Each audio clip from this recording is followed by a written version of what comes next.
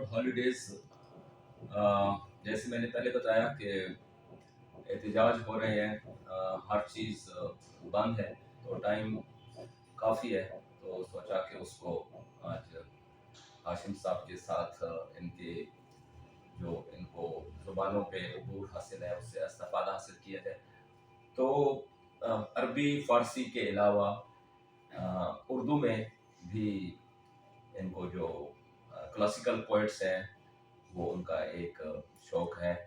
اچھا سر، جو حیدر دہلوی اور جگر مراد آبادی کا ایک واقعہ آپ بتا رہے تھے، وہ کیا ہے؟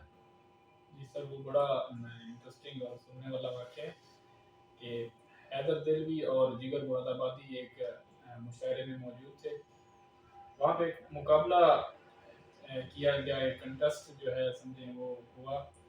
تو جو لوگ تھے، جو شاعر تھے، جو ججز تھے، یا جو اس میں سننے والے سلاطین یا اس وقت کا بادشاہ تھا، اس نے ایک مصرع، ایک ردیف دیا نا. ردیف یعنی جو شعر کے اینڈ پہ آتا ہے. اس نے ردیف یہ دیا، بنا دیا. اس نے کہا یہ دو لفظ ہیں، بنا دیا. اس کے اوپر اشعار سنائے، اور جس کا اشعار اچھا ہوگا اس کو انعام دیے جائیں گے. یا پھر اس مشاعرے میں جو اتنا اچھا اشعار سناتا تھا اس کا بڑا شہرہ ہو جاتا تھا، بڑا مشہور ہو جاتا تھا. تو کافی اشعار سنایا گیا، لیکن حیدر دہلوی نے ایک آخر پہ شعر سنایا کہ ایک دل پہ ختم قدرت تخلیق ہو گئی، سب کچھ بنا دیا جو میرا دل بنا دیا. تو بڑا واہ واہ ہوئی اور بڑی داد ملی، اور قریبی تھا کہ حیدر دہلوی کا یہ شعر ٹاپ پہ آتا یا اول نمبر حاصل کر لیتا. جگر مراد آبادی نے کہا ایک میں بھی شعر سناتا ہوں. جگر مراد آبادی کی جو پرسنالٹی تھی وہ کوئی مقابلے والی نہیں تھی، یہ ایک بڑا فقیر صفت انسان تھے. انہوں نے جب دیکھا کہ شعر جو ایک ہونا چاہیے تھا، شعر کا وزن وہ نہیں ہے، یا وہ چیز بیان نہیں ہوئی، لیکن واہ واہ تو ہوئی ہے، تو انہوں نے کہا ایک میرا شعر ہے، میں وہ بھی سناتا ہوں. تو انہوں نے بنا دیا. اس میں تھا، وہ شعر تھا کہ ایک دل پہ ختم قدرت تخلیق ہو گئی، سب کچھ بنا دیا جو میرا دل بنا دیا.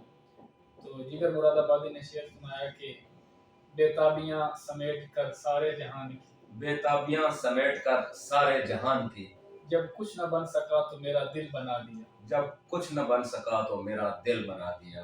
جناب، اس کے بعد سر پارا چنار کے شہداء کے لیے آپ کیا کہنا چاہیں گے؟ جی، میں پارا چنار کے شہداء کو بھی، ایک پنجابی کے ہمارے صوفی شاعر ہیں میاں محمد بخش، ان کے اشعار اور ان کے الفاظ میں یہ بیان کرنا چاہوں گا. لیکن میں یہ بتانا چاہتا ہوں کہ جب کوئی شہید ہوتا ہے تو اس کا ایک تعلق ہوتا ہے والدین کے ساتھ. کسی والد کا سمجھ لیں بیٹا ہے، یا کسی کی بہن ہے، یا کسی کا بھائی ہے، یا کسی جوان کسی بچے کے ماں باپ ہیں، ان کو شہید کیا جاتا ہے.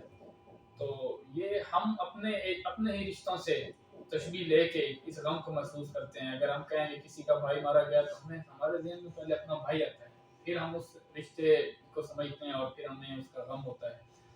تو اس میں آپ کو میاں محمد بخش کا یہ شعر سناتا ہوں کہ میاں صاحب فرماتے ہیں کہ میاں محمد بخش وہ جو کھڑی شریف میرپور والے نا، وہ کہتے ہیں کہ باپ مرے سر ننگا ہوندا، ویر مرن کنڈ خالی، تے ماما باج محمد بخشا کون کرے رکھوالی.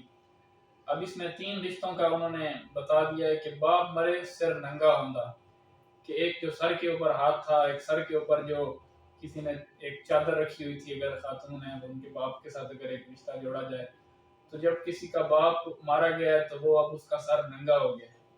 اور جب کسی کا بھائی شہید کر دیا گیا ہے تو ویر مرن کنڈ خالی، تو جو پیچھے آپ کے پیچھے دیوار بن کے کھڑا تھا، جو آپ کی طرف کوئی زمانے کے تیر نہیں آنے دے رہا تھا، اپنی پیٹھ پہ ان کو برداشت کر رہا تھا، اب وہ کنڈ خالی ہو گئی ہے نا. اب یہ حوادث زمانے کے اور یہ تلخیاں اور یہ تانے اور تشنے یہ آپ نے خود برداشت کرنے، اب کنڈ خالی ہو گئی پیچھے سے. اور ماما باج محمد بخشا کون کرے رکھوالی، ماں رکھوالی کرتی ہے. اور ماں کی رکھوالی کا کوئی ٹائم پیریڈ نہیں ہوتا کہ بچہ ہے تو یہ آپ کی فکر کرے گی. آپ 90 سال کی ہو جائیں، آپ کی والدہ زندہ ہے تو وہ دروازے پہ کھڑی ہوگی، बार बार कहेगी कि आया नहीं बेटा मेरा, चाहे आप बुजुर्ग हैं, चाहे आपकी तीसरी नस्ल चल रही है, बूढ़ी माँ आपकी रखवाली करती रहेगी। तो अगर किसी को समझे शहीद किया गया है तो रखवाली करने वाली जो थी उसकी, जो उसकी फिक्र दुनिया में कर रही थी, उसको ख़त्म कर दिया गया है, उसके वजूद को अब जो है सपुर्द खाक कर दिया गया है। तो बहुत बड़े रिश्ते को आपने ख़त्म किया है, बहुत बड़ा ये जुल्म से तशबीह दी जा सकती है। और अगर किसी की औलाद मारी गई है, भाई बाप और माँ का तो मैंने बयान कर दिया रिश्ता, जिस तरह ये मोहम्मद बख्श साहब ने बयान किया था। इसी एक और शेर में वो बयान करते हैं कि औलाद जब किसी की मारी जाती है, बूढ़े माँ बाप की, तो आप फरमाते हैं कि कदर औलाद दी माँ प्यो जाने, ते की जाने शख्स बेगाना, ते कदर हुसैन दी फातिमा जाने, या जाने हुसैन दा नाना। तो औलाद की क्या कदर व कीमत है, ये माँ बाप ही जानते हैं। जिस तरह वो फिर इसकी मिसाल भी बयान करते हैं कि हुसैन की क्या कदर व कीमत थी, या ये फातिमा समझ सकती है, उनकी वालदा गिरामी, या हुसैन दा नाना रसूल खुदा सल्लल्लाहु अलैहि वसल्लम। तो ये रिश्ते बड़े मोहतरम और बड़े मुकर्रब रिश्ते होते हैं, इनका बड़ा जिक्र कुरान मजीद में भी हुआ है। तो मैं ये समझता हूँ कि जितना भी आपके कोई मफादात हों तो किसी के रिश्ते को ख़त्म ना करें, किसी के बाप भाई माँ औलाद को कभी भी अपने ज़ाती मफाद के की खातिर या अपने किसी गोल और अचीवमेंट की खातिर उनको आप इस तरह कत्ल और शहीद ना करें। जी जज़ाकल्लाह। मौला हुसैन आप सबकी शफात करे। Thank you very much.